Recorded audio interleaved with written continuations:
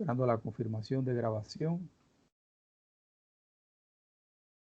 Ok, ya nos han confirmado que se está grabando, ¿ok? Vamos entonces a proceder a compartir contenido, incluyendo el sonido del equipo y entonces mi pantalla. Ahí está mi pantalla. Si nadie dice nada es porque están todos entonces teniendo acceso a audio y a imagen también. Vamos para allá entonces. Bien, muchachos, hoy vamos a terminar este primer, ¿cómo le puedo yo decir? Este primer archivo que se llama TEN 2, primer parcial, primera parte, 2021, ¿ok? Entonces, la última vez que nosotros nos vimos, estuvimos conversando sobre este problema aquí, el problema del cilindro sólido, que lleva una corriente y una densidad de corriente volumétrica. Y entonces nos quedó pendiente entonces el problema del toroide. ¿Ok? Entonces vamos para allá. Miren,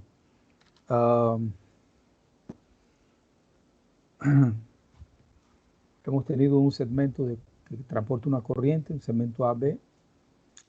Después tuvimos semi-infinito, un alambre. Después lo hicimos infinito. Agarramos ese alambre infinito y lo unimos los extremos, conformamos una espira. Después de una espira, entonces conformamos N espiras, que vendría a ser entonces el solenoide. Y ahora lo que vamos a hacer es entonces tomar ese solenoide largo y vamos a conformar con él tipo así una rosquilla. Voy a buscar mi puntero antes de continuar adelante. Vamos entonces a unirlo, los dos extremos del solenoide. ¿Okay? Cuando nosotros unimos los dos extremos del solenoide, eso se le llama una bobina, se le llama toroide o anillo de Rowland. Rowland en honor a la persona que trabajó, Henry Rowland, Henry Augustus Rowland, fue quien trabajó entonces con el toroide. Entonces esos son los dos nombres que posee ¿no? Lo cual podemos identificarlo. Voy a darle unos segundos ahí para que le den una leída ahí al el enunciado del problema y si más o menos se ubiquen y procedemos entonces a explicar.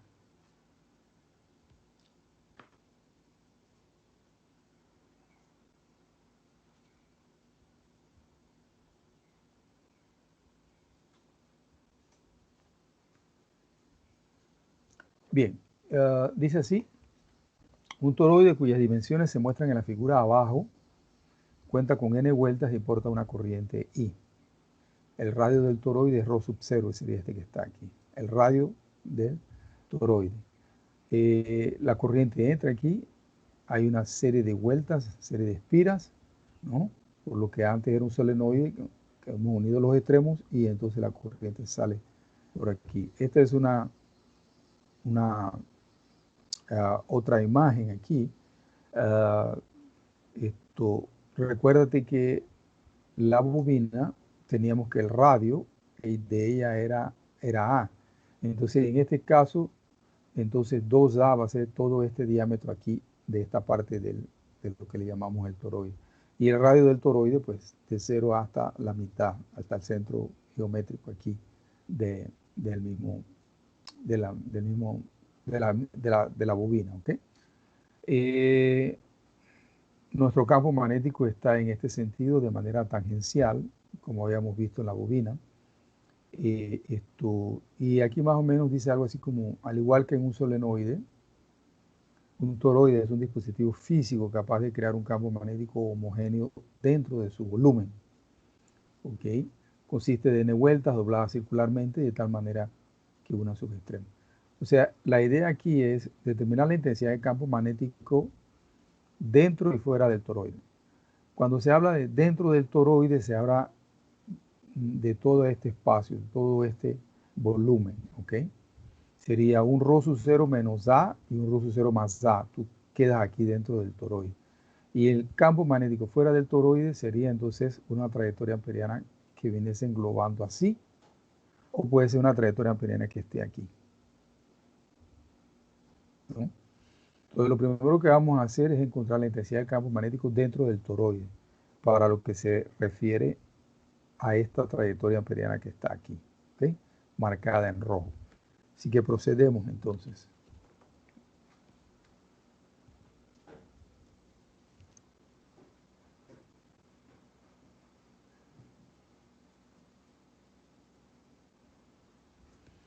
Ok, para H dentro del toroide, según muestra esta trayectoria amperiana aquí, de la ley de Ampere nosotros tenemos lo siguiente. Nosotros tenemos que es una integral de línea de esa trayectoria amperiana, H escalar con dl, y que eso es igual a la corriente encerrada. Entonces, vamos a ver lo siguiente. Yo voy a echar un poquito para atrás, por si acaso alguien no ve exactamente qué es lo que significa entonces con corriente encerrada en el caso de un toroide. Voy a ir un poquito para atrás. Vamos para allá rápidamente. Aquí está. Cuando vimos la bobina, el solenoide. ¿Ok? Usted tiene aquí una trayectoria amperiana, pero esa trayectoria amperiana solo encierra una corriente. Tu corriente está saliendo del tablero, da la vuelta y entra nuevamente al tablero, a la pantalla, se va por atrás y entonces regresa. Esa es una espira. Pero tienes una trayectoria amperiana para una espira, acá para la otra, acá para la otra y acá para la otra. ¿Ok? Entonces, aquí en esta trayectoria amperiana 1, pues estás aquí, estás encerrando una corriente y defines una superficie abierta. Puedes pensar también de la siguiente manera, una trayectoria amperiana que englobe todas las corrientes, porque digo que las va a encerrar porque ella vuelve y entra al solenoide, entra al toroide, ¿ok? ¿Okay? Esa es una trayectoria que es entonces dentro del toroide, está encerrando nuestras corrientes. Y eso es lo que nosotros vamos a hacer allá con el toroide. Vamos a hacer una trayectoria así, como esta, ¿no? Y entonces esa trayectoria no estaría encerrando una sola corriente de una espira, está encerrando todas las corrientes de todas las espiras, o sea, está encerrando n corrientes. Y ese es el concepto que vamos a utilizar acá en el toroide. Regresamos al toroide entonces.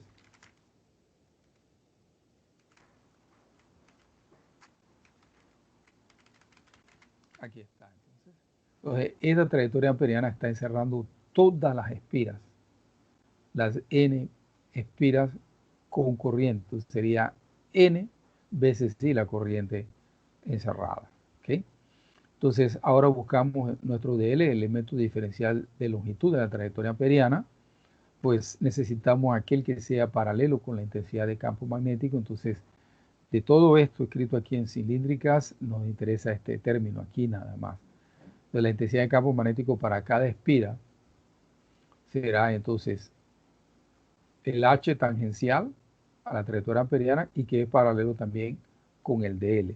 Y ahí eso nos permite entonces hacer el cálculo de la ley de Ampere. Y ves que es un cálculo extremadamente simple, ¿no? Y si tú te pones a ver la diferencia, entonces básicamente estaría en el lado derecho. La diferencia en términos de lo que hemos hecho anteriormente, ¿no? Estaría en el lado derecho, en donde antes nada más encerraba una sola espira, ahora estoy encerrando n espiras, ¿ok? Y es una integral muy simple, y finalmente puedo escribir para la intensidad de campo magnético dentro del toroide, que es igual a n veces la corriente dividido entre 2 pi rho, en la dirección entonces todo de a de phi. Entonces aquí entonces voy a decir, aunque ya lo habíamos mencionado, quién es entonces ese rho, de dónde a dónde abarca ese rho, porque la pregunta decía que había que calcular el campo magnético dentro del volumen del toroide. Entonces quiere decir que ese rho va a ser mayor que rho sub 0 menos a. O sea, aquí tenemos rho sub 0 hasta aquí, le resto a, que sería el radio. Voy a quedar en este extremo, en este extremo interno. Y si digo, bueno, rho menor que rho sub 0 más a, entonces me voy al extremo externo, ¿no? Entonces, esa expresión aquí para la intensidad de campo magnético sería dentro del toroide, dentro de todo el volumen del toroide, entonces es así que se expresa, es así que se puede expresar la intensidad de corriente ahí dentro del toroide. Bien, ahora lo que vamos a hacer es es lo siguiente. Vamos a hacer una pequeña aproximación en relación aquí al 2πρ aquí. Se puede hacer una aproximación y es la siguiente aproximación. Esta expresión para el campo magnético del toroide se puede aproximar a ni veces sobre 2πρ sub 0. ¿Ok? Eso puede ser válido cuando A, ¿verdad? El radio de la bobina, de la bobina, ya no del toroide, sino aquí de la misma bobina, ese radio aquí, ese A sea muy pequeño, ¿no? Entonces, eso, ¿para qué hacer esa aproximación? Porque si yo digo, bueno, si eso sucede, entonces yo podría decir que la longitud toda del toroide pues es aproximadamente igual a 2πρ sub 0. 2πρ sub 0. Y cuando eso sucede, entonces la intensidad del campo magnético del toroide es aproximadamente igual a la intensidad magnética del solenoide. Al final del día, lo que tú has hecho es generar un componente, un dispositivo que se va a caracterizar por guardar todas las líneas de campo magnético dentro de él, ¿no? Entonces, este es un dispositivo excelente para tú usarlo cuando tienes que poner al lado de él algún otro dispositivo que es susceptible a líneas de campo magnético o que se puede desmagnetizar muy fácilmente. Entonces, este dispositivo, tú mantienes las líneas de campo magnético siempre dentro del volumen del toroide. Afuera no hay líneas de campo magnético en lo absoluto, que no es lo que sucede, por ejemplo, con una bobina, ¿no? Recuérdate que la bobina, habíamos dicho que en el centro geométrico de ella hay un volumen, que el campo es uniforme, pero en los extremos, hacia los extremos se nos da un gradiente de campo. Entonces una bobina es como que si fuese un imán permanente. Entonces en los extremos tú vas a tener, de un extremo al otro, tú vas a tener líneas de campo magnético por fuera y que pueden acabar afectando a algún otro dispositivo que esté por cerca, ¿no? Y que en el caso de que sea, digamos así, un dispositivo que pues no puede estar sometido a líneas de campo magnético, entonces vas a acabar afectando todo lo que está a tu alrededor. Entonces el toroide, ¿no? El toroide nos presta esa ventaja, entonces. ¿Ok? Entonces, no sé si hasta aquí hay alguna pregunta, alguna duda antes de pasar a hacer el otro cálculo. Profesor, buenos días. ¿Podría repetir de nuevo lo de la aproximación que hizo ahí? Que no lo entendí muy bien. Bueno, es una aproximación. Lo que estoy intentando hacer es simplemente mostrar que la intensidad de campo magnético de ambos dispositivos son iguales. ¿Ok? Son básicamente aproximadamente iguales. Y con eso, si son aproximadamente iguales, entonces podemos decir que básicamente son campos magnéticos que son uniformes. ¿Ok? Entonces, si en la solenoide yo solamente tenía, ¿cómo te puedo decir? Un pequeño volumen en el centro geométrico del solenoide que iba a ser un campo homogéneo. En un toroide, toda la rosquilla va a tener entonces un campo magnético que es básicamente homogéneo. Entonces, tengo un volumen muchísimo mayor en el que el campo magnético va a ser homogéneo. Entonces, eso va a presentar sus ventajas tecnológicas dependiendo del uso que tú le quieras dar a él. Entonces, para hacer la aproximación, lo que se está diciendo, bueno, esta es la expresión aquí de nuestro toroide para la intensidad de campo magnético, pero esa expresión puede ser aproximadamente igual a ρ sub 0, pero eso dependerá mucho del el radio o del diámetro de lo que antes era una bobina, ¿no? Entonces, entre el radio sea menor, esta aproximación de que 2πρ sea aproximadamente igual a 2πρ sub 0, ella es válida. Entonces, si yo hago esa aproximación, entonces quiere decir que en vez de colocar 2πρ sub 0, yo puedo colocar aquí L, la longitud del toroide, o sea, la longitud del solenoide que cuando lo agarré y uní sus extremos, ¿entiendes? Es la circunferencia, ¿ok? Entonces yo puedo decir, bueno, 2pi rho sub 0, pues es aproximadamente igual a L. Al hacer eso, entonces, pero obsérvate que todo se origina del diámetro aquí, de que ese diámetro sea pequeño en relación a la longitud, ¿no? Entonces, al hacer eso, entonces yo vuelvo a tener la misma expresión que teníamos antes para el selenoide, ¿no? Entonces, podemos decir, bueno, la expresión del campo magnético para el selenoide pues es aproximadamente igual a la expresión del toroide.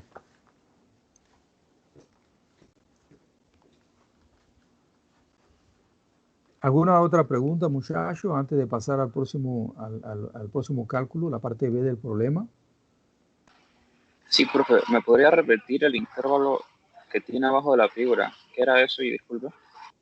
Esto aquí. Sí. Ok. Mira, ρ es cualquier punto entre el punto interno y el punto aquí externo de las paredes. Pared interna, pared externa. Ρ, ¿ok? Entonces, aquí dice, bueno, esta expresión es válida para todo ρ en donde es ρ sub 0 menos A. Entonces, ρ sub 0 está aquí en el centro. Y si yo le quito A, le estoy quitando el radio. Si le quito el radio al centro, le quito el radio, entonces voy a quedarme con la pared interna. Y otro dice acá, bueno, el ρ va a ser menor que el ρ sub 0 más A. O sea, ρ sub 0 es este punto más A, que es el radio, vuelvo y repito. Entonces me va a dar un punto aquí de la parte de la pared externa del toroide. Entonces, este ρ aquí, lo que me está diciendo, mira, este ρ que yo tengo aquí va a ser, comprende este volumen, esta región que está aquí. Entonces, esta intensidad de campo magnético va a ser válida dentro de todo este volumen que está aquí. ¿Okay? Dentro de todo este volumen que está allí. Es válida esa expresión. Y después, nuevamente, lo que hacemos es decir, bueno, considérate que A sea muy pequeña. Entonces, si A es muy pequeña, entonces podemos decir, bueno, 2pi ρ, ¿no? Es aproximadamente igual a 2pi ρ sub 0. Y eso es aproximadamente igual a la L. Y ahí vimos que los campos magnéticos se aproximan tanto del solenoide cuanto del toroide. Ok, muchachos, vamos para allá. Entonces, parte B.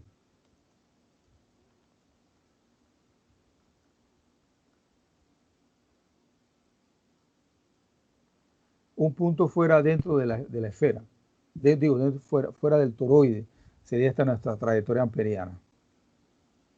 ¿Ok? Viene dado aquí, puntos comprendidos fuera de la espira. ¿Ok? Fuera de la espira, de las espiras, debería estar aquí en plural, o fuera del toroide.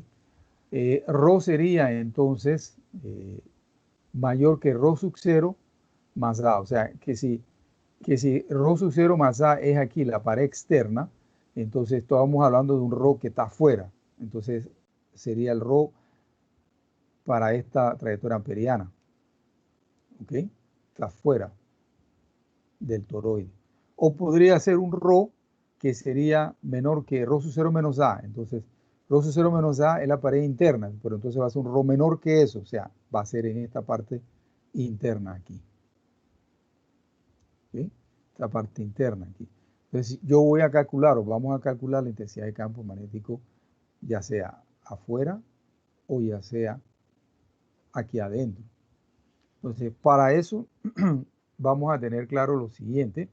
Voy a pasar, el dibujo lo tengo después, voy a hacer rápidamente, ahí está. Cuando calculamos dentro del toroide, vuelvo y repito, hacíamos así. Veníamos aquí y entrábamos para poder encerrar las corrientes. ¿Ok? Y definir la superficie abierta. ¿Ok? Entrábamos. Pero la trayectoria amperiana en la que nosotros nos encontramos ahora, afuera del toroide, lo que está diciendo es que tú vas a venir por afuera y nunca vas a entrar a las espiras. Simplemente te vas a mantener afuera toda la distancia hasta que vuelves. Disculpa, aquí estoy con problemas con el mouse, aquí con el puntero, hasta que vuelves y haces esto, ¿no? Entonces, es una trayectoria que es una trayectoria amperiana por afuera. ¿Ok? Entonces, Entonces, la gran pregunta es la siguiente. ¿Esa trayectoria amperiana encierra corriente? ¿Sí o no? ¿Quién me da algún parecer allí, por favor?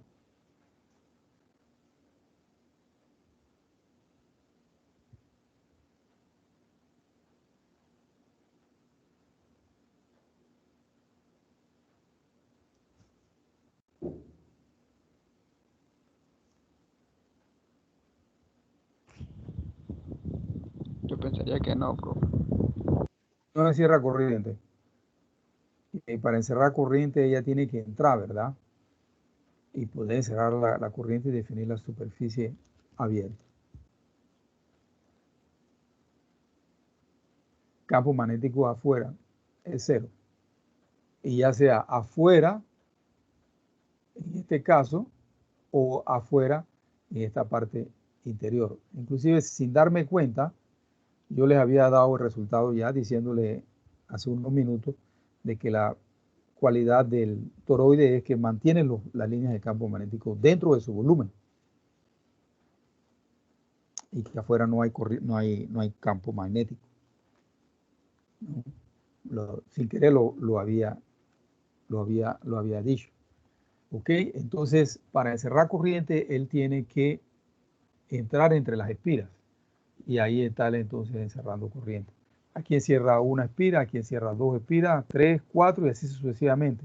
O tú puedes hacer toda esta trayectoria y entrar aquí así. Y entonces estás encerrando no ya una corriente de una espira, sino n corrientes de una espira. ¿Ok? Pero si haces como el último caso ahora, siempre la trayectoria nunca entra entre las espiras, sino que se queda por fuera, esa trayectoria nunca cerrará corriente. ¿Okay? Entonces ese campo magnético es igual a cero. ¿Okay? Es muy parecido como cuando trabajabas con electrostática, tenías que tener superficies gaussianas que cerraran carga, porque pues si no cierra carga, el flujo era igual a cero. ¿Okay? El flujo era igual a cero. Entonces aquí tenemos algo muy parecido. Entonces vamos para allá, muchachos. Déjenme buscar acá mi puntero visible. Vamos a ver este pequeño video que es básicamente una, ¿cómo te puedo yo decir? Es básicamente estoy con problemas que no veo es el siguiente video es una recopilación de todo lo que hemos visto hasta ahora. Considerando todo lo que su hijo dominaba, ese dinero del viejo Ampère ciertamente se había empleado bien. En la cumbre de su carrera académica, Ampère era conocido como un filósofo nato, sabio en los caminos de la ciencia y en la forma de explicar algunos de los más fascinantes misterios del universo.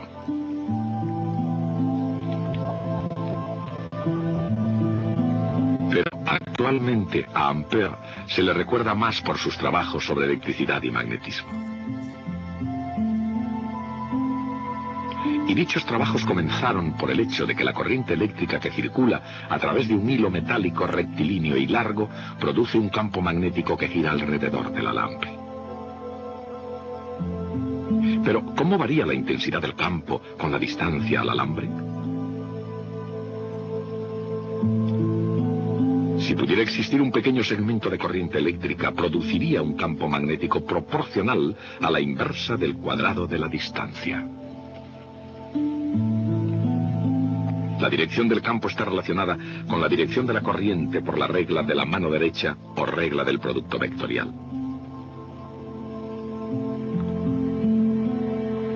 Y el campo será mayor cuando el segmento de corriente y el vector distancia sean perpendiculares. Pero las corrientes eléctricas nunca pueden existir en pequeños segmentos. Así que hay que buscar un campo magnético real sumando o integrando las contribuciones debidas a cada segmento de la corriente que circule. El campo debido a una corriente que circula por un hilo rectilíneo suficientemente largo es siempre perpendicular al hilo. y disminuye inversamente con la primera potencia de la distancia al hilo. El resultado neto es un campo que se mueve en circunferencias. Las líneas de fuerza son circunferencias concéntricas con el hilo, y el campo es constante a lo largo de cada circunferencia. Por otra parte, si el alambre se curva formando un lazo, la corriente que circula por él produce lo que se conoce como campo de un dipolo.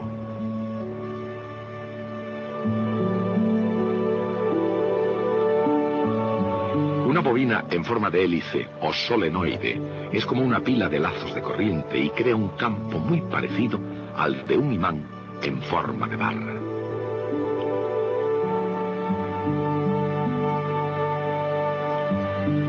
Si el solenoide se curva de modo que su eje forme una circunferencia, la especie de rosquilla que se forma recibe el nombre de toroide. El campo magnético de un toroide está contenido totalmente en el interior de la bobina. No hay en absoluto líneas de campo en el exterior. Ok, muchachos, no hay en absoluto líneas de campo en el exterior, ¿ok? ¿Una duda, muchachos? ¿Un comentario?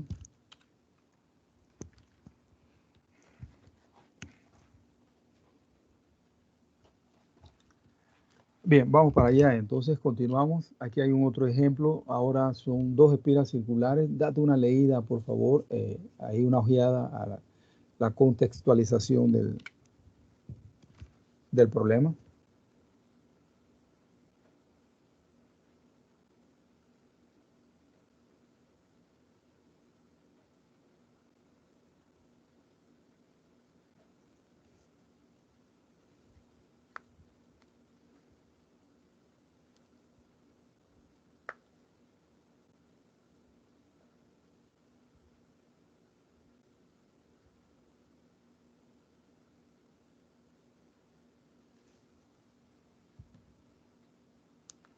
Vamos para allá, voy a recuperar mi puntero láser. Aquí está. Bien.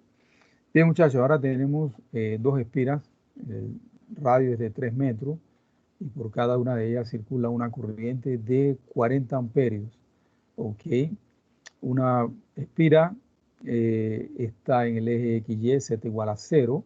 El origen del sistema de coordenadas está aquí en el centro geométrico.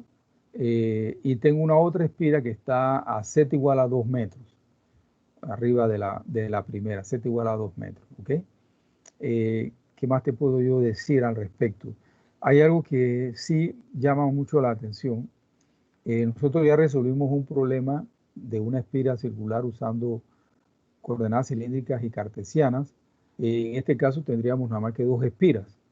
Entonces sería agregarle el efecto de la otra espira. Otra cosa que me gustaría llamar la atención es que en relación al problema visto anteriormente de una sola espira, la dirección o el sentido de la corriente ahora está en sentido inverso. ¿Ok? Obsérvate que está aquí así. Está en el sentido así. ¿Ok? Igualmente acá. ¿Ok? Eso es contrario a lo que habíamos visto anteriormente. Entonces quiere decir que entonces ahora las líneas de campo van a tener un sentido opuesto al que habíamos visto anteriormente. Entonces, en realidad este problema básicamente ya lo hemos hecho para el sentido, ahora le agregamos otra espira con otro sentido de corriente. Pero si tú ves, el problema te dice, encuéntrate la expresión para el campo, la intensidad de campo magnético dada por la contribución de cada una de las espiras, y te pone la expresión aquí. Si tú volteas a ver, por ejemplo, aquí para H1, que sería la primera expresión, tú volteas a ver, tú te vas a dar cuenta que esa es la expresión que tú habías encontrado anteriormente, cuando tenías una sola espira que descansaba en el plano XY z igual a 0. ¿Ok? Solo que ahora me aparece un signo negativo, ¿no? Y ese signo negativo significa que está en menos A de Z. Antes la intensidad de campo magnético, en el problema ese anterior, la intensidad de campo magnético estaba a lo largo de A de Z. Ahora, como se invirtió el sentido de la corriente, está en menos A de Z. ¿Ok? Dice aquí además, donde Z representa el punto de observación a lo largo del eje 00Z. Y la parte B, después de haber encontrado esa expresión, entonces evaluar esa expresión en diferentes puntos, en Z igual a 0 metros, Z igual a 1 y Z igual a 2 metros. Entonces, básicamente, la contribución que hace la primera espira es una contribución que ya nosotros la conocemos. Solo el hecho de la inversión del sentido de la corriente que me genera este negativo aquí. La otra espira, la H2, también está realizando una contribución y obsérvate que las expresiones son muy parecidas, a excepción de que en el denominador aquí me aparece Z menos 2. Pero eso por el hecho de que la segunda espira se encuentra a una distancia de 2 metros de la primera espira. Las flechas en rojo hacia abajo indican el sentido de la intensidad de campo magnético. En esta ocasión van entonces hacia abajo, como dice aquí, pues el menos en la dirección de A de Z. ¿Ok? Y este verde acá y este azul está dando el sentido de la corriente. Regla de la mano derecha te queda hacia abajo la intensidad de campo magnético. Entonces, vamos para allá, muchachos.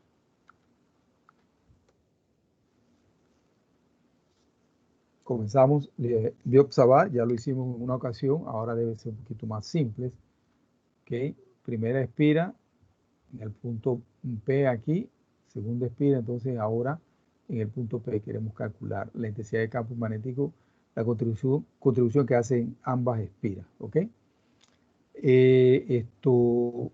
Nuestro DL que vimos anteriormente se escribía de esta manera. Sabemos que solo nos sobrevive ahora la parte aquí en la componente en A de phi. Y obsérvate que ahora el DL es negativo, ¿ok? Porque el DL, la corriente antes estaba así y el DL era positivo. Ahora como se invirtió la corriente, el DL es negativo. Entonces, DL paralelo con la corriente en A de phi. Ahí está, cómo está circulando la corriente y el DL, ¿ok? Entonces, ahora lo que voy a hacer, entonces, es colocar, entonces, aquí lo dice, la distancia de un punto en las espiras al punto P, donde se quiere calcular el campo magnético en el eje Z es, esta ya la habíamos visto, R grande, mayúscula, ¿verdad? R mayúscula, disculpen, esto tiene el sentido de que va del portador de corriente hacia el punto donde tú quieres calcular. Entonces, cuando era así, recuérdense que el A de ρ está en sentido contrario, ¿no? Está disminuyendo, cuando siempre los vectores unitarios se definen en sentido de crecimiento. ¿Ok? Excelente. Entonces, ahora va a haber una pequeña diferencia en relación al R grande, no 1, sino el R grande 2, de aquí de la segunda espira, porque la segunda espira se encuentra a 2 metros de la primera. Entonces, el R2 se escribe de esta manera, ¿verdad? Sería todo mi Z menos los 2 metros a la posición a la que se encuentra la segunda espira. ¿Ok? Y entonces me va a dar esta pequeña distancia aquí. ¿Ok? Esta pequeña distancia que está acá, que es la que viene ejemplificada aquí. Una vez tengo eso, entonces, ¿no? Los módulos son muy simples, ¿no? Para poder colocarlos aquí, ¿no? Puedo colocar los módulos aquí. Entonces, ¿qué nos hace falta? Déjame ver, tenemos los de L, tenemos las magnitudes de los R. Tenemos que hacer el DL cruz R grande para cada espira. Ahí está, para la primera espira ya la conocemos, solo lo único que cambia pues es el sentido, por eso que aparecen los signos negativos. Ya sabemos que esta componente A de ρ aquí se te cancela y algo muy parecido te debe aparecer en la segunda, para la segunda espira, ¿no? Muy parecido. Ahora entonces recuerden que hay que tener cuidado. Las componentes en A de rho existen, pero ellas se cancelan, ¿ok? Aquí está la animación. ¿Ok? Las componentes en A de rho se cancelan y me quedan las componentes en Z. Las componentes en Z hacia abajo. Ok, entonces ya tenemos el producto vectorial para cada espira, tenemos los módulos, podemos entonces sustituir, entonces, bueno, recordando que esto es 0, sustituir entonces en la ley de Biot-Savart. Ahí está. Y ahí está para la primera espira. Ok. Obsérvate que es la misma expresión que habíamos tenido anteriormente, vuelvo y lo menciono, solo que ahora es un signo negativo que está en la dirección de A de Z negativo. Ok. Y obsérvate ahora entonces la segunda espira. El procedimiento es el mismo, básicamente, pero la única diferencia es la posición de la espira. Ella se encuentra en Z-2.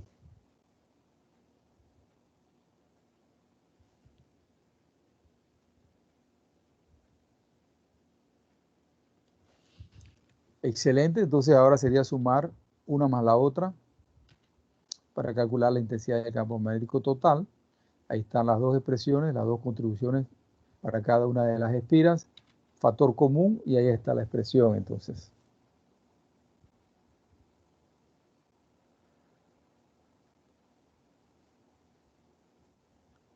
Era la expresión que nos pedían al inicio del problema, en el enunciado, ¿no?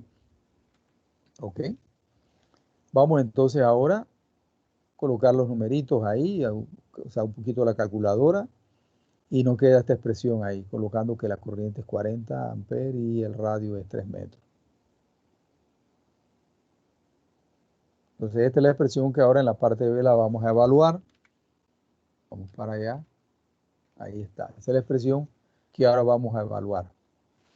La vamos a evaluar en Z igual a 0, 1 y 2 metros. Ok, ahí está la expresión. Vamos a poner aquí, por ejemplo, Z vale 0, Z vale 0, y colocar ya el resultado de la matematiquita que tenemos que hacer. Cuando Z vale 0, el campo magnético me queda con este valor, 10,507 amperes por metro. Hacia abajo, ¿no?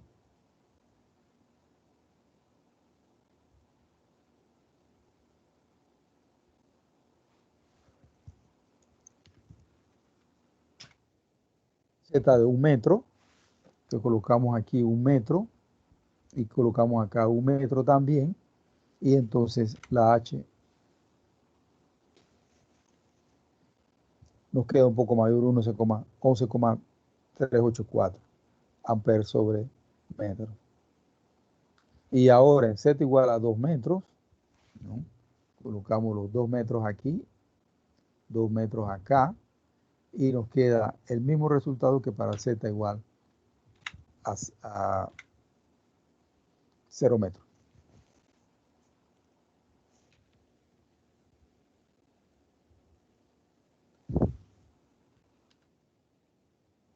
Preguntas, muchachos, dudas, alguna aclaración, alguna observación, alguna contribución. Bien, muchachos, son las 11:05 de la mañana. Se acaba de terminar la primera hora de clase. Vamos a tomar nuestros 5 minutos reglamentarios para que descanse la vista y den una caminada. Ya son las 11:06, entonces a las 11:11 regresamos y continuamos con la segunda hora de clase, ¿ok? 11:11 según mi reloj, ¿ok? Así que sumen ahí al suyo. Nos vemos dentro de 5 minutos.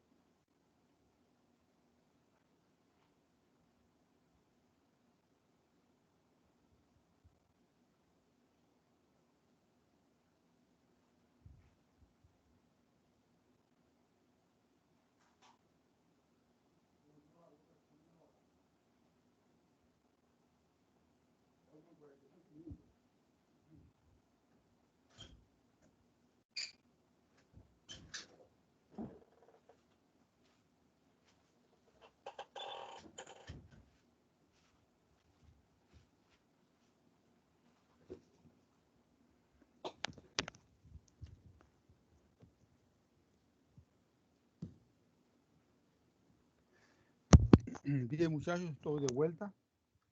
Vamos para allá a ver el último problema. Denle una ojeada ahí, por favor, al problema.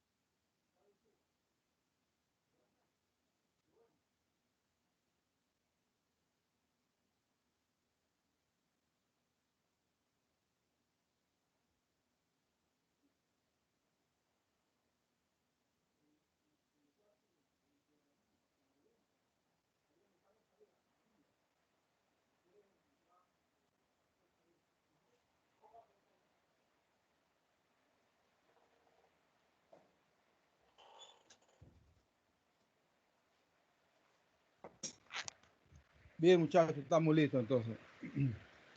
Miren, considérate un alambre doblado como se muestra en la figura y que transporta una corriente lineal I. ¿Ok?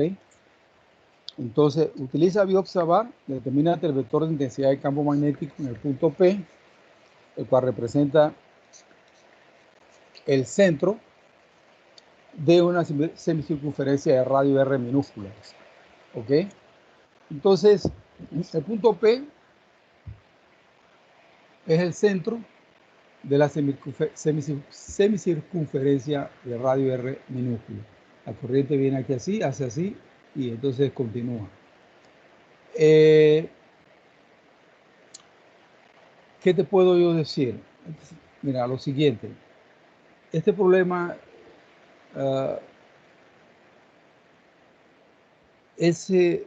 se simplifica bastante si nosotros tomásemos nuestro origen del sistema de coordenadas en el punto P. Y ya te explico por qué. Perdón. Vamos para allá. Aquí está la definición de biobservar, que ya conocemos. ¿Ok? Entonces, si nosotros tomamos el punto P como el origen del sistema de coordenadas, o sea, en vez de tener el origen del sistema de coordenadas aquí, nosotros lo ponemos acá. ¿Ok? Sería ponerlo aquí en este punto, el origen del sistema de coordenadas. ¿Ok? Entonces, se simplifica todo el problema porque veamos lo siguiente. Mi R grande, que va de DL hacia el punto P, se me va a convertir en lo que en este problema se está definiendo como tu R pequeña. Pero inclusive en el sentido contrario, ¿no? En el sentido contrario. ¿Ok? Porque de L viene, el R grande viene aquí, hacia acá. Y entonces, acá mi R pequeña del problema, no la R pequeña acá de la definición de biobservar, sino la R pequeña del problema, va en el sentido contrario. ¿Ok?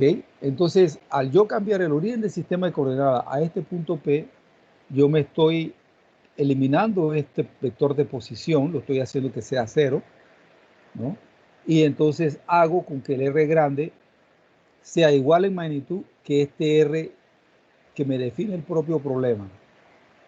Aquí está, entonces. Por lo tanto, si hacemos eso, el R grande va a ser igual al negativo del R pequeña del problema en la dirección de ADR. En coordenadas cilíndricas, entonces, tu DL te quedaría como R de phi en A de phi. Ok, muy bien, eso ya lo sabíamos. Hacemos el producto vectorial de DL cruz R grande, ok, utilizando esta expresión aquí, y me queda R cuadrado de phi en A de Z. Ya tenemos todo, es simplemente agarrar y reemplazar en la ley de Biot-Savart, ¿no? Voy a regresar aquí. Reemplazar en la ley de Biot-Savart, R cuadrado de phi, el R grande que sería el R pequeño de la semicircunferencia, que es R al cubo, se cancela lo que se cancela y me queda una integral extremadamente simple. Y dice que el H en ese punto P sería I sobre 4R en la dirección A de Z. Entonces, la genialidad del problema radica en mover el origen del sistema de coordenadas. Al hacer eso, regreso, estoy simplificando el problema. Estoy poniendo el origen del sistema de coordenadas, lo estoy poniendo entonces aquí. Y el problema se simplifica grandemente. Grandemente se simplifica el problema, ¿no? No sé si alguien tiene alguna pregunta, alguna duda, alguna observación, algún comentario.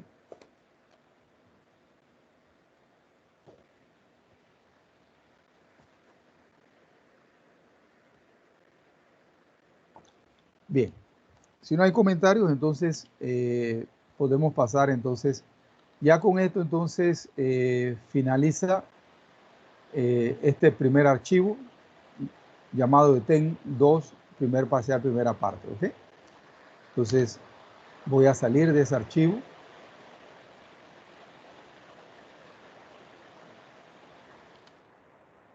He salido de ese archivo y voy a buscar entonces el otro archivo, TEN2, primer parcial, segunda parte.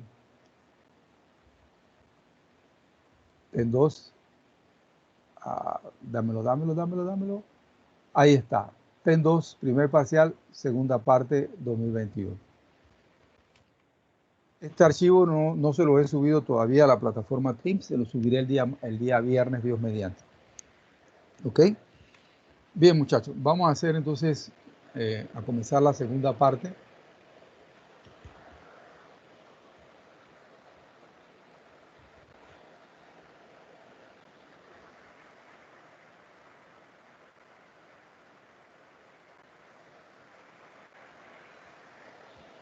Es un equipo imprescindible en todo laboratorio. En cualquier laboratorio del planeta se pueden dañar las máquinas, como eventualmente va a suceder, pero la cafetera, si se daña, la reemplazan automáticamente. Café siempre habrá en un laboratorio.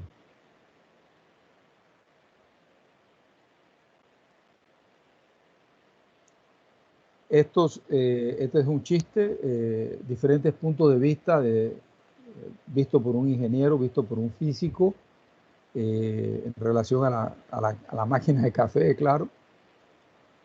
El ingeniero te dice no muevas la máquina de café porque puedes cambiar las configuraciones. Un físico es un poquito más allá, a los extremos, y se aplica un poco de mecánica cuántica. Él te dice, mira, ni siquiera voltees a ver la máquina, porque entonces le vas a cambiar su estado cuántico. Y ya pues cambiar el estado cuántico cambia todo y quizás el café no sepa lo mismo, no tenga el mismo sabor. ¿Okay? Entonces, es interesante el chiste desde el punto de vista de la formación, de cómo cada uno de ellos ve la vida, ¿no? Bien, vamos a ver los campos vectoriales eléctrico y magnético, pero queremos solamente hacer énfasis en el magnético para poder entonces finalmente enunciar la cuarta ecuación de Maxwell, que es la última que nos está haciendo falta. ¿Okay? Entonces, para eso voy a apoyarme simplemente en los conceptos de electrostática y para poder entonces verlo en magnetostática. Usted recordará que nosotros trabajamos con el concepto de flujo eléctrico y de densidad de flujo eléctrico y encontramos la expresión para la intensidad de campo eléctrico, ¿verdad? Definimos ese valor allí, esa pequeña área ahí que estoy mostrando aquí del factor vectorial, ¿verdad? ¿Y qué te podríamos decir, por ejemplo? Pues que el campo eléctrico es un campo vectorial, pertenece a la familia de campos de fuerza, ¿ok? Esa es la intensidad de campo eléctrico dada para una densidad de carga volumétrica ρ sub V, ¿ok? Aquí ρ sub V, ¿ok?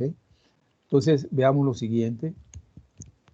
Sabemos que pues, es un vector tridimensional y que el campo es lineal porque siempre se aplica el principio experimental de superposición, ¿ok?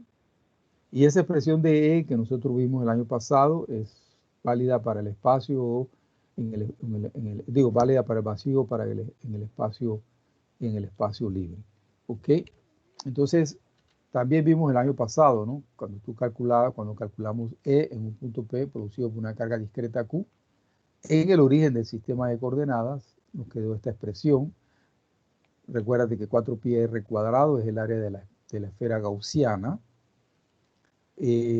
Otro concepto importante que vimos, todos estos conceptos que vimos en electrostática los vamos a ver ahora en magnetostática. Entonces, por eso es que les estoy pasando por ellos para recordarlo, porque la definición en la forma en la que va a ser definida en magnetostática va a ser muy parecida a lo que se hizo en electrostática, solo, ¿cómo te puedo yo decir? Respetando las características vectoriales que son diferentes en cada una.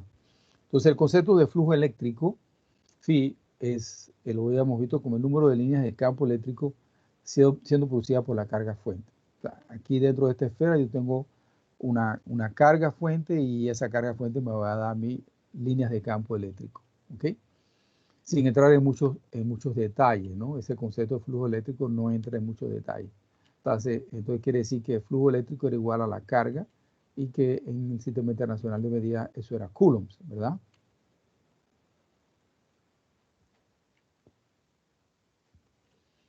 Ok.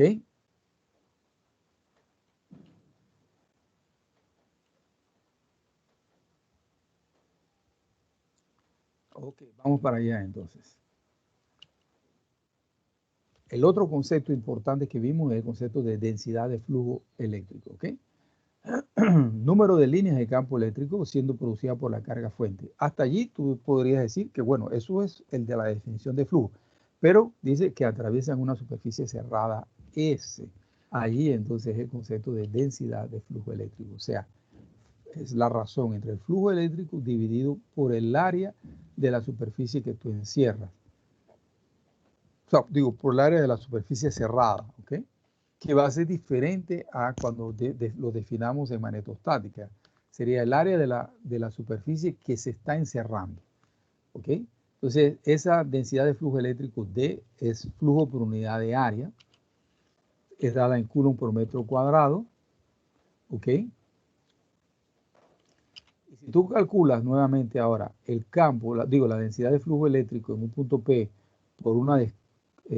producido por una carga discreta Q que se encuentra en el origen del sistema de coordenadas, tal como lo acabamos de hacer hace un poquito y se hizo el año pasado, esa expresión te queda así, para el vacío o para el espacio libre. Entonces, si tú comparas esa expresión para la densidad de flujo eléctrico con la expresión para la intensidad de campo eléctrico, nosotros sabemos que ellas estarían relacionadas con esta expresión, con el epsilon sub 0, ¿no? D es igual a epsilon sub 0 multiplicado por E. Entonces, la permitividad es una constante que me está relacionando dos conceptos completamente diferentes, ¿ok? Y que esa relación, vamos para allá, esa relación no solamente es válida para una carga discreta, sino también para una distribución o para cualquier distribución de carga. Por ejemplo, suponte que sea ρ sub D. La D viene dada así y la E viene dada de esta forma. Entonces, si tú las comparas, ¿ok? Nuevamente te vas a dar cuenta que la densidad de flujo eléctrico y la intensidad de campo eléctrico vienen relacionadas por esta expresión, ¿ok? Son dos conceptos diferentes. E es una intensidad de campo eléctrico. Pertenece a la familia de campos de fuerza y D es también un campo vectorial, pero pertenece a la familia de campos de densidad de flujo, ¿ok? D es válida para el vacío y para cualquier otro medio, como ya sabemos, Esta es la expresión que tienen los dieléctricos. ¿Ok? Entonces, el asunto es que tanto D cuanto E representan conceptos diferentes, pero que están relacionados a través de la permitividad del medio y dado por la expresión. Entonces, esta para el vacío, espacio libre, o si no para los dieléctricos. O sea, el medio en el que se encuentren las cargas, hay que llevarlo en consideración. Él influye en el resultado. Entonces, él manda información al resultado. Es como cuando, por ejemplo, vas a entrar a un metrobús. Si el metrobús está vacío, bueno, excelente. Considérate tú que eres una carga, entras al bus y él está vacío, te puedes mover muy bien ahí en ese medio. Ahora, si entras y él está 50% ocupado, ya no te va a poder mover con la misma facilidad. O si entras y él está completamente lleno, ya tu movilidad va a ser diferente allí. Entonces el medio en el que se encuentra la carga manda información de lo que está, de cómo está siendo afectado el campo eléctrico. ¿Ok? Entonces, hecho ese recorderis para lo que nosotros habíamos visto el año pasado, ahora vamos a meterle entonces para el concepto de flujo magnético y densidad de flujo magnético. ¿Ok?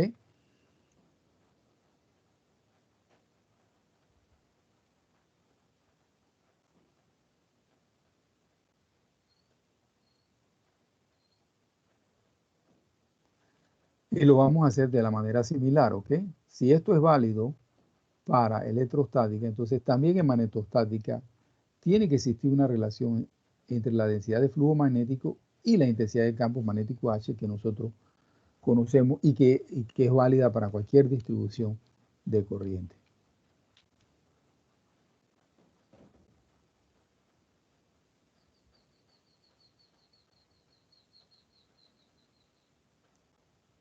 Son conceptos diferentes. H es un concepto diferente a la densidad de flujo magnético. ¿Okay? Igual, muy parecido como que se vio en electrostática. ¿Okay? Pero están relacionadas nuevamente por el medio. Pero ahora no se le llama permitividad, sino se le llama permeabilidad. Entonces el medio vuelve a jugar su papel importante. Él tiene un papel importante porque él va a afectar la intensidad de campo magnético. Así como antes la permitividad del medio afectaba el campo eléctrico, así la permeabilidad vuelve entonces a afectar. Y él viene dado por esta expresión. ¿Okay? B igual a mu sub 0 por H cuando te encuentras en el vacío o en el espacio libre. ¿Ok? H es válida para el vacío, el espacio libre, pero la B, densidad de flujo magnético, ella puede ser válida además para, en el vacío o para cualquier otro, en cualquier otro medio. Por ejemplo, un núcleo, por ejemplo, que se le pone a un transformador, ese es su medio, ese núcleo de ese transformador, él tiene tiene una permeabilidad y esa permeabilidad va a afectar la densidad de flujo magnético. ¿Ok? Entonces aquí están las unidades de medida, densidad de flujo magnético en Tesla, o puedes darla en Weber sobre metro cuadrado. ¿Ok? En el sistema internacional que es que estamos trabajando. Entonces, ves cómo se construye, ¿no? La magnetostática y la electrostática. Ahora, voy a hacer una pequeña pausa para poder profundizar un poquito más ese concepto aquí de densidad de flujo magnético.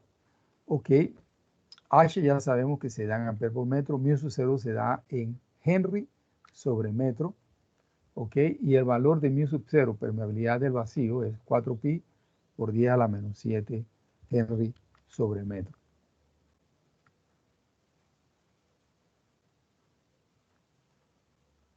Y nuevamente, entonces, la permeabilidad es una constante física que describe ahora un campo magnético, ¿no?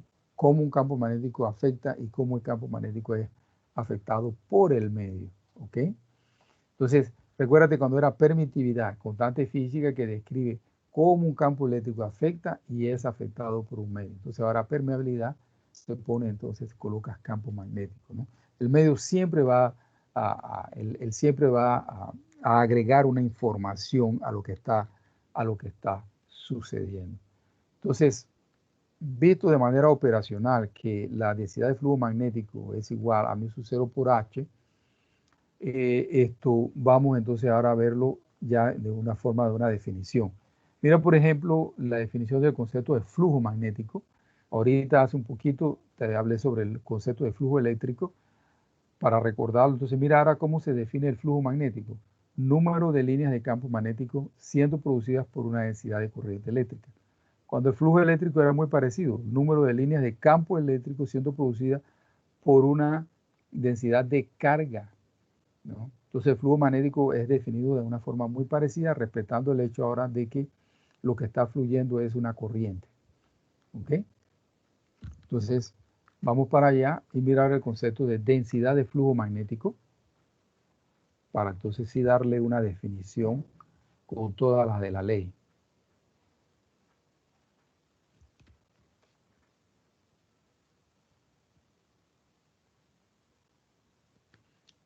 Números de líneas de campo magnético siendo producidas por la densidad de corriente. Hasta ahí es el concepto de flujo.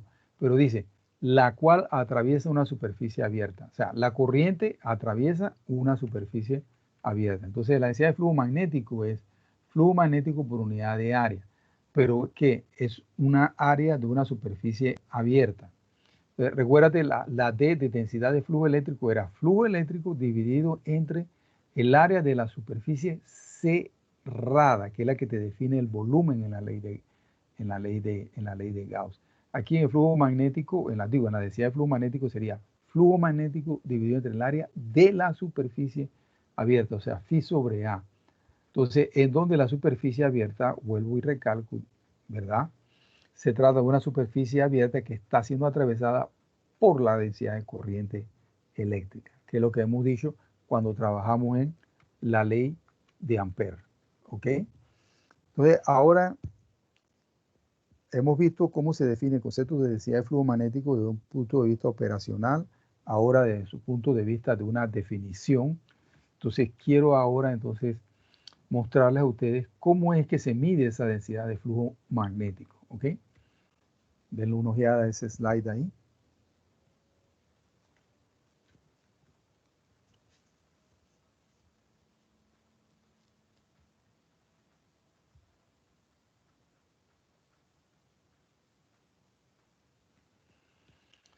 Bien, calculamos la intensidad de campo magnético producida por un solenoide. Sabemos que depende de la corriente, está la bobina. Sabemos que depende del número de vueltas, esa intensidad de campo magnético, y que también la intensidad de campo magnético depende de la longitud de esa bobina. Entonces, hemos visto entonces que B es igual a mu, a la permeabilidad del medio, ¿no? Y entonces aquí aparece NI por L, pero NI sobre L es básicamente lo que nosotros habíamos encontrado para la expresión de un solenoide, la intensidad de campo magnético. O sea, que es todo esto que está aquí es H, todo esto que estoy encerrando aquí es H. Entonces, densidad de flujo magnético es igual a mu multiplicado por H. ¿Ok? Esta H en el caso de un solenoide. ¿Ok?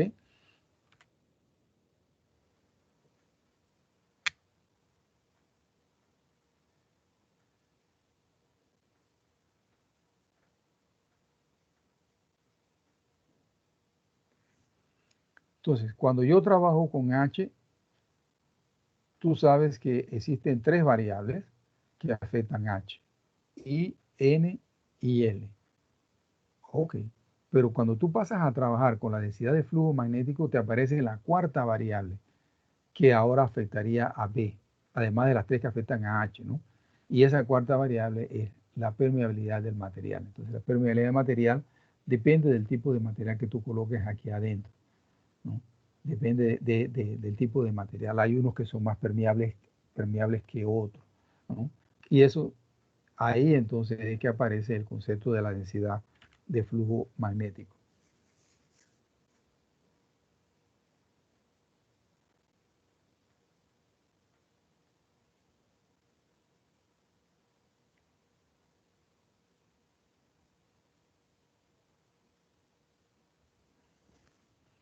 Entonces, en conclusión, ¿verdad? H se considera la causa o el precursor de la densidad de flujo magnético, independientemente del material. Y por eso es que yo te decía la semana pasada que H es conocida históricamente como excitación magnética, porque lo que tú haces es, con H, es excitar el material para tú poder medir B. Entonces, la H se considera la causa y B sería el efecto. Entonces, H es causa o el precursor de B, ¿no? Esto, vamos para allá. Entonces, esto va a quedar más claro ahora, inclusive dando una ojeada a este slide.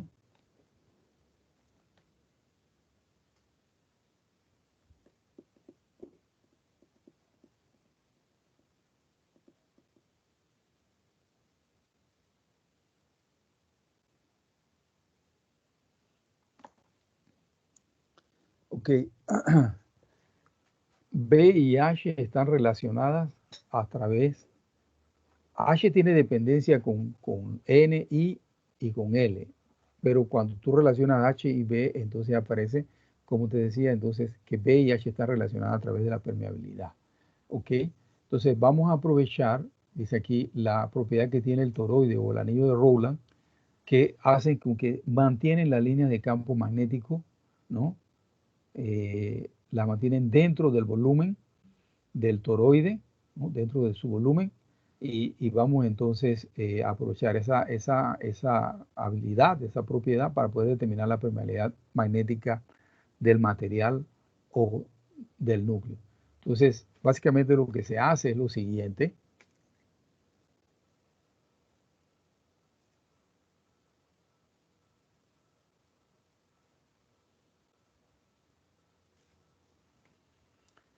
La intensidad de campo magnético, mira, aquí tú tienes una bobina de Rowland y lo que le hemos agregado es básicamente entonces un amperímetro, tienes una fuente aquí y tienes un reóstato. Con ese reóstato tú puedes regular la corriente que va a pasar por el enrollado, por las espiras, ¿ok? Entonces, sabiendo que ya conocemos las expresiones, sabemos entonces del campo de H para un toroide, para un selenoide, midiendo la corriente en el amperímetro, tú puedes saber cuánto vale H. Entonces, la H la puedes variar cambiando, como dice aquí, la intensidad de corriente que atraviesa el devanado primario. Esto le llamamos, a las espiras le llamamos el devanado primario, mediante la resistencia variable de este reóstato. Así entonces la lectura en el perímetro te va a decir cuánto vale H. Y ya tú tienes esta expresión, ya tú la conoces. Entonces tú varías la corriente aquí y entonces tú puedes decir, bueno, para tal corriente entonces yo tengo tal intensidad de campo magnético. Entonces el asunto ahora es cómo medir B, ¿no? ¿Cómo medir B? Entonces para medir B existe un devanado secundario, que es un otro embobinado aquí, que viene amarrado aquí a un galvanómetro o a lo que se le conoce con el nombre de un fluxómetro. ¿Ok? Entonces lo que tú haces básicamente es fijar el campo magnético aquí y voltear a ver en este segundo devanado cómo cambia entonces el galvanómetro o cómo cambia el fluxómetro. Y ese fluxómetro te va a medir a ti la densidad de flujo magnético. Te lo voy a poner allí.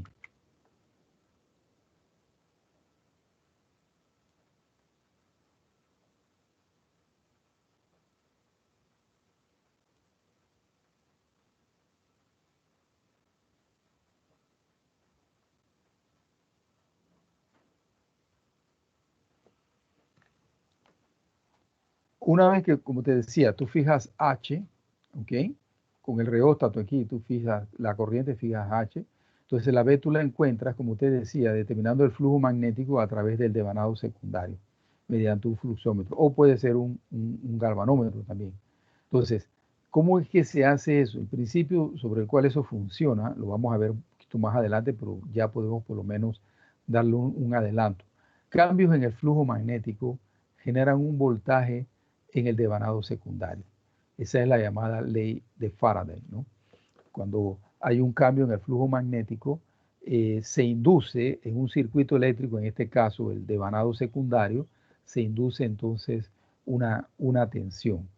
Entonces quiere decir que esa tensión es proporcional, o esa tensión a mí me lleva información del flujo magnético, ¿no? Yo tengo información de ese flujo magnético por la ley de Faraday, ¿no?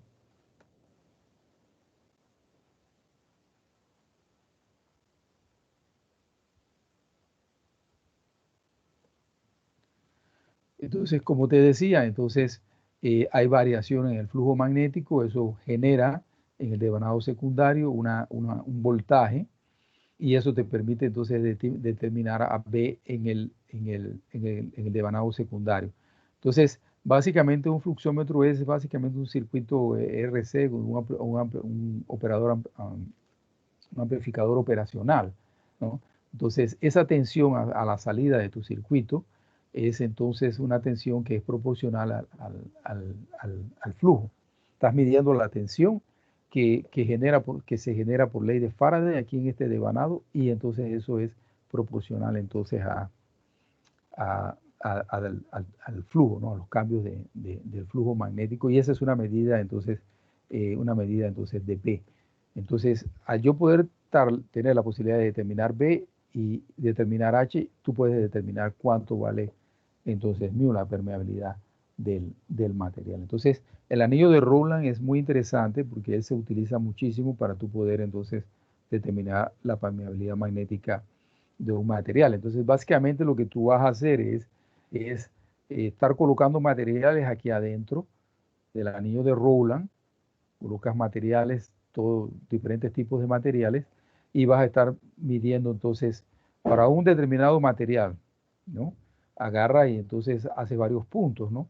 Vas variando la corriente, determinas H, determinas B, mueves la corriente a otro valor, determinas H y B, y vas teniendo tus pares de puntos hasta que tienes suficientes puntos, y entonces tú puedes graficar, ¿no? Y la pendiente de esa, pues te va a aparecer una recta, generalmente dependiendo del tipo de material. Entonces esa pendiente de esa recta te dice, bueno, mira, el valor de mu vale tanto, ¿ok? Si es un material ferromagnético, ya no será una línea recta, va a ser una curva, pero eso lo vamos a hablar después con más detenimiento. Pero estas son las maneras en las que tú mides H y B, aprovechando la propiedad del anillo de Rowland, para que tú puedas determinar la permeabilidad magnética de un material en específico, que sea de tu interés. No sé si hasta ahí hay alguna pregunta, alguna duda, muchachos.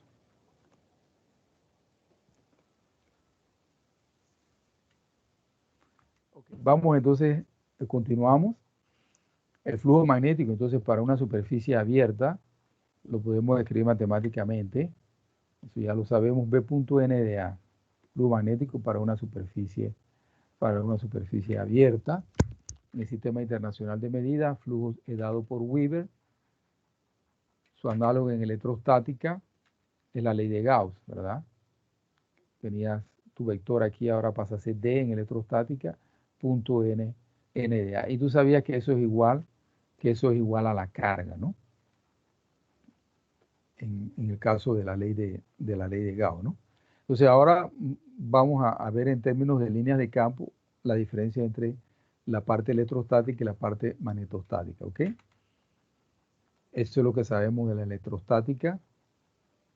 Flujo eléctrico total que pasa por cualquier superficie cerrada es igual a la carga en forma diferencial.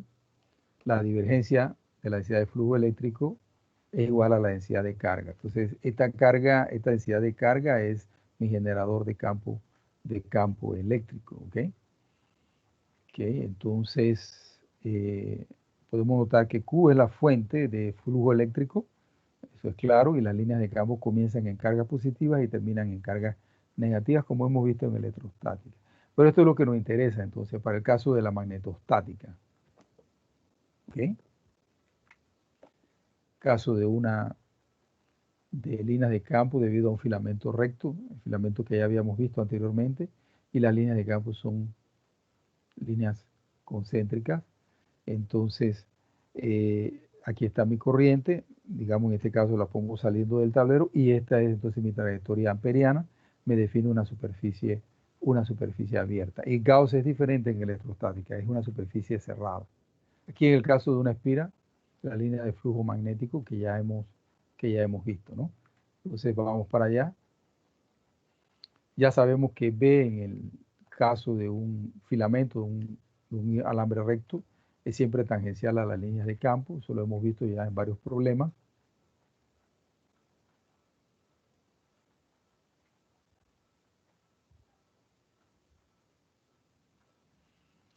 Ok, este es nuestro productor entonces de líneas de campo, la densidad de flujo de corriente eléctrica, que es la J, ¿no?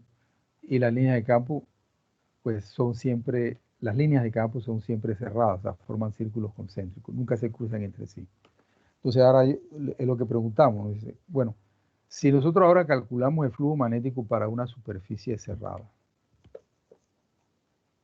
no para una superficie abierta, sino en el caso de una superficie cerrada. ¿A qué sería igual esa integral, muchachos? ¿Quién me puede decir?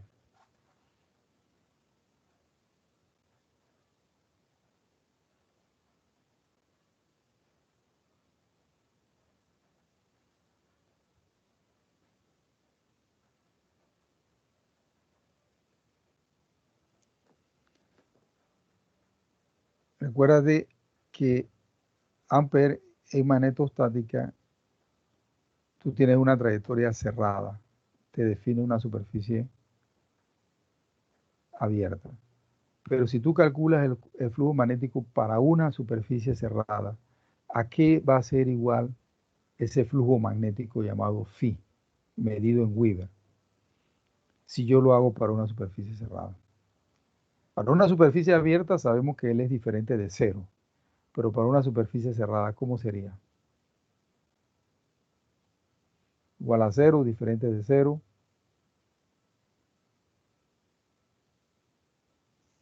¿Quién me ayuda?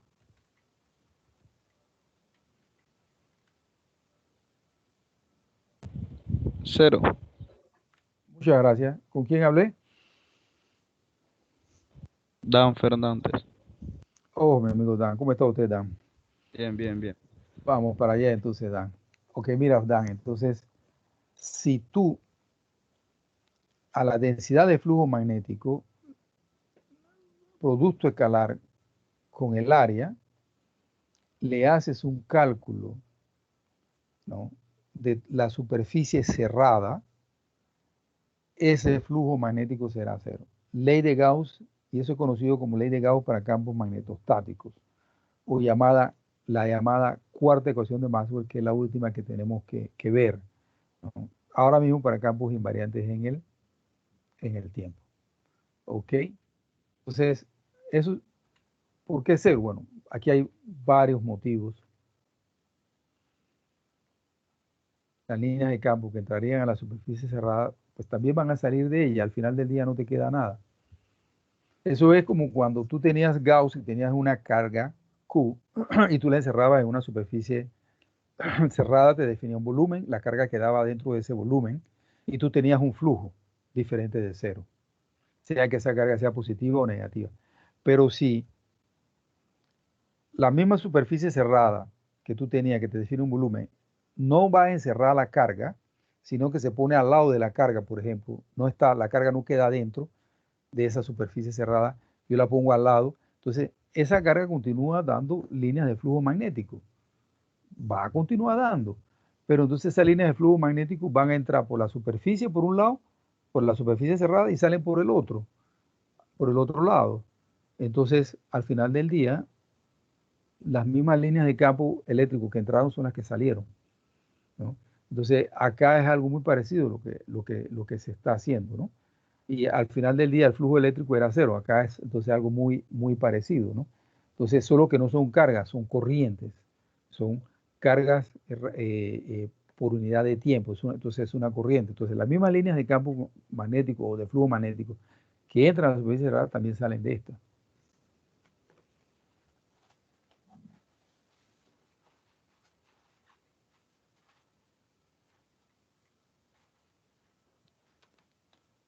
B está siendo producido por cargas eléctricas que se mueven con velocidad constante. ¿Ok? Entonces, ellas van a entrar y van a salir, ¿no? O sea, tú no tienes cómo guardarlas allá adentro, ¿no? Entonces, eso básicamente lo que te dice es que, desde el punto de vista un poquito más filosófico, es que no existen cargas magnéticas. Básicamente, son las mismas cargas que en electrostática. Lo único que lo que ha cambiado es el estado de movimiento de las cargas.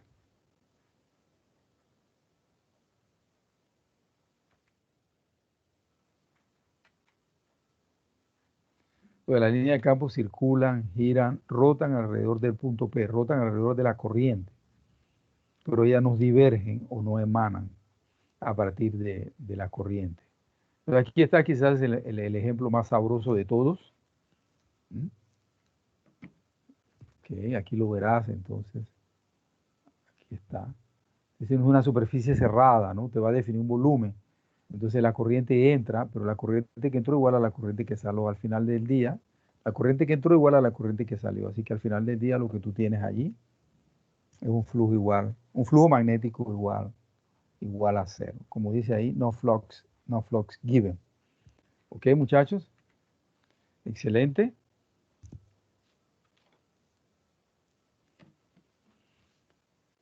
Entonces yo puedo escribir esa ley de Gauss, cuarta ecuación de Maxwell, que se le llama ley de Gauss para campos magnetostáticos, en una forma diferencial si yo utilizo el teorema de la divergencia. Entonces, aplico, aquí está, ¿no? Ley de Gauss en forma integral. Aplico el teorema de la divergencia y esto va a ser igual a 0. ¿Ok? Entonces, colocando el integrando igual a 0, me queda que la divergencia de B es igual a 0. Que sería entonces la ley de Gauss para campos magnéticos o cuarta ecuación de Maxwell en forma diferencial. ¿Ok? Entonces dice que las líneas de campo magnético son siempre cerradas, ¿no? Las líneas de campo son siempre cerradas. Acuérdate que ellas forman círculos concéntricos alrededor de la corriente. Te dice que la densidad de flujo magnético no diverge porque la divergencia de la densidad de flujo magnético es igual a 0. Entonces, no hay divergencia de la densidad de flujo magnético. Entonces, lo que quiere decir que no existe carga magnética. Antes se pensaba que existían cargas que eran eléctricas y que eran cargas magnéticas, y en realidad es que la carga que antes estaba en reposo ahora se está moviendo. Entonces, la carga cambió su estado de movimiento. Aquí están entonces las 4 ecuaciones de Maxwell, tanto en forma diferencial, en forma integral, ¿no? Ahí está ley de Gauss para campos electrostáticos, la que acabamos de ver que es la cuarta ecuación de Maxwell, no existen cargas magnéticas, o ley de Gauss para campos magnetostáticos. Esta es la primera y esta es la cuarta. Ella las he agrupado en función de la característica de vectorial que se está trabajando, que es la divergencia. Y la otra la hemos visto, la vimos el año pasado, que con esta tuvimos que introducir el teorema de Stokes para poder verla. El rotacional de E es igual a 0, o sea, campos electrostáticos conservativos o irrotacionales. El campo electrostático no rota, entonces es igual a 0.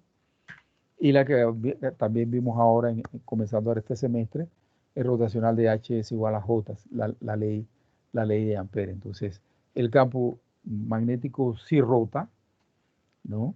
Quien lo genera es una densidad de corriente. El campo eléctrico no rota, es igual a 0, ¿no? El campo eléctrico, aquí debo de hacer la salvedad, como lo hacía el año pasado. El campo eléctrico conservativo, él no rota.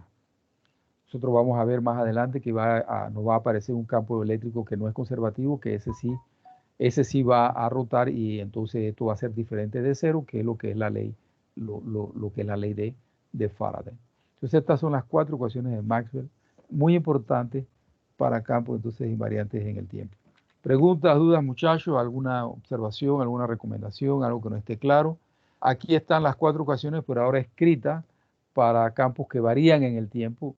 Aquí está, te decía, entonces este campo eléctrico ahora ya él no va a ser conservativo, entonces va a ser diferente de 0, nos va a aparecer un término aquí. Y acá en la ley de Ampere tenemos que agregar un otro término que lo vamos a agregar en la próxima semana, vamos a estar agregando ese término. Y ahí sí, ahí ya quedarían entonces las 4 leyes de Maxwell ahora para campos variables en el tiempo. Esa es la cara de Maxwell y este es entonces la foto de perfil del curso en la plataforma Teams, escritas así en piedra para que no se les olvide, pero para campos variables en el tiempo. ¿Preguntas, dudas, muchachos? ¿Ninguna? La clase se acabó hace 2 minutos. Si no hay preguntas, si no hay dudas, entonces creo que por esta semana ya terminamos. Dios mediante, entonces nos vemos la próxima semana, el martes de la próxima semana. Voy a salir de aquí, vamos a regresar a Teams, vamos a detener la grabación. Grabación ha sido detenida.